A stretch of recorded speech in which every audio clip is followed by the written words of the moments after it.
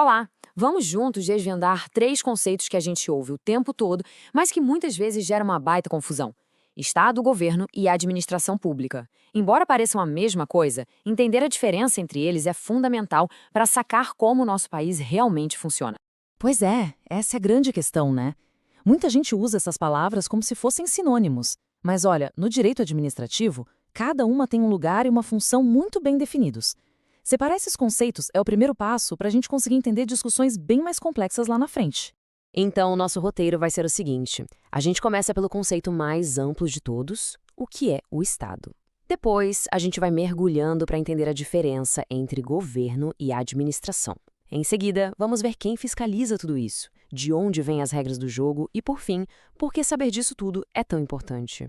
Primeiro de tudo, então, vamos definir o nosso campo de jogo, a estrutura maior que abriga todo o resto, o próprio Estado. Pensa no Estado como se fosse a estrutura de um prédio. Ele é a entidade jurídica permanente, a organização que continua existindo não importa quem seja o síndico. O Brasil, como país, é um Estado, e da mesma forma, o Estado de São Paulo ou da Bahia também são entidades estatais dentro da federação. A estrutura está sempre lá. E para esse prédio ficar de pé, ele precisa de três pilares essenciais que não podem faltar de jeito nenhum. O povo, que são as pessoas, o território, que é o espaço físico, o chão, e um governo soberano, que é quem exerce o poder de forma independente. Sem um desses três, a estrutura toda desaba.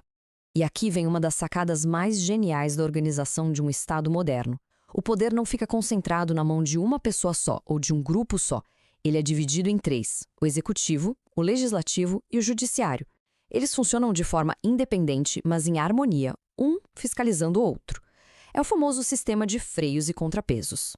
E essa tabela mostra isso de um jeito brilhante. Olha só, cada poder tem sua função principal, a sua função típica. O legislativo cria leis, o executivo administra e o judiciário julga. Mas o que garante o equilíbrio é que, de vez em quando, eles exercem funções atípicas, ou seja, tarefas que seriam dos outros. O executivo edita uma medida provisória, que tem força de lei, o legislativo julga um processo de impeachment. É essa dança que mantém o sistema funcionando. Beleza. Agora que a gente já entendeu a estrutura maior, vamos dar um zoom e olhar para dentro do Estado, para duas funções que, embora conectadas, são bem diferentes. Essa é a pergunta de R$ 1 milhão, e a resposta é um sonoro e definitivo não. De jeito nenhum são a mesma coisa. Então, o ponto-chave é este aqui. O governo tem um papel político. É ele quem define as grandes diretrizes, os planos para o país. Já a administração pública tem um papel técnico, neutro. Ela é a máquina, a engrenagem que executa o que a lei manda e o que o governo planeja. Pensa assim, o governo decide, nossa meta é ir para a Lua. A administração é o corpo de engenheiros e técnicos que constrói e pilota o foguete seguindo todas as leis da física e as normas de segurança. Certo. Mas se a administração tem que seguir a lei à risca, quem garante que ela está fazendo isso direito? Quem fiscaliza essa máquina toda? Essa pergunta nos leva aos sistemas de controle administrativo. No mundo, existem basicamente dois modelos para fazer esse controle. O sistema francês cria um tipo de tribunal especial só para julgar as ações da administração. Já o sistema inglês, que é o que nos interessa mais, tem uma jurisdição única. Ou seja, todo mundo, cidadãos, empresas e o próprio Estado, é julgado pelo mesmo poder judiciário. E o Brasil fez uma escolha muito clara. Nós adotamos o sistema inglês, o da jurisdição única. Por aqui, é o Poder Judiciário que dá a palavra final sobre qualquer conflito, não importa quem esteja envolvido na briga. E esse princípio está cravado na nossa Constituição. É uma cláusula pétrea, uma das bases do nosso sistema. Na prática, isso quer dizer que a porta do judiciário está sempre aberta. Qualquer pessoa que se sinta prejudicada ou ameaçada por um ato da administração pode bater nessa porta e pedir a um juiz que analise o caso. Mas olha que curioso, nem sempre foi assim.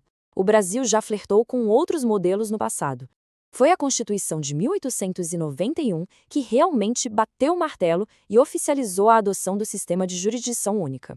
Houve até uma tentativa de mudança lá em 1977, mas a ideia não foi para frente. Bom, a gente já repetiu várias vezes que a administração pública tem que seguir a lei. Mas o que exatamente é a lei? De onde nascem todas as regras que ela precisa obedecer? Vamos dar uma olhada nas fontes.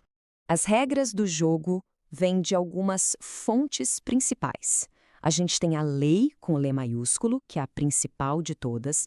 Depois vem a jurisprudência, que são as decisões repetidas dos tribunais. Temos também os costumes e a doutrina, que são os estudos dos especialistas no assunto. Todas elas alimentam o direito administrativo, mas a lei é, sem dúvida, a fonte primária. E quando a gente fala em lei, não é uma coisa só. É todo um conjunto, uma hierarquia de normas. Lá no topo, soberana, está a Constituição. Abaixo dela vêm as leis, as medidas provisórias, os decretos, os regulamentos, cada um no seu devido lugar. A jurisprudência é o entendimento que os tribunais constroem ao julgar vários casos parecidos. Geralmente, ela serve como um guia de interpretação. Mas existem algumas decisões, como as súmulas vinculantes do Supremo Tribunal Federal, que são especiais. O nome já diz tudo. Elas vinculam. Elas são ordens diretas que toda a administração pública é obrigada a seguir. E os costumes, aquela prática que todo mundo segue há muito tempo? Eles só têm valor de lei se a própria lei disser que eles valem.